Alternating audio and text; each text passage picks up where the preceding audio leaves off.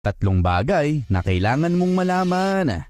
Number 1. Walang sino man ang mananatili sa buhay mo. May darating, may aalis. At tingin ko, okay lang yun. Sa kasamaang palad, kung sino ang pinakamahalagang tao sa buhay mo, pwede mapunta sa pagiging hindi mo kilala. Sa kabutihang palad naman, kung sino ang hindi mo kilala, pwedeng mapunta sa pagiging pinakamahalagang tao sa buhay mo. Masakit ang prosesong ito, pero kung tatanggapin mo ng buo, magsisilbi itong gabay para mapabuti ang kalidad ng mga tao sa buhay mo.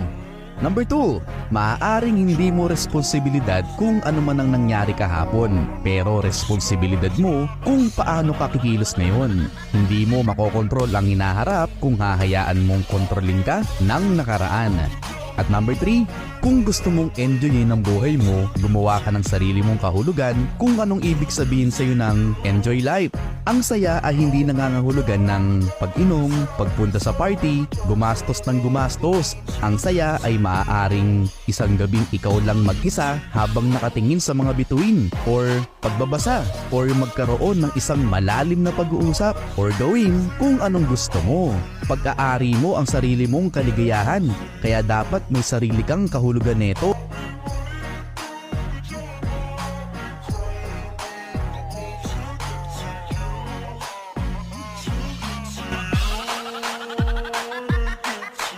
Up, up, get my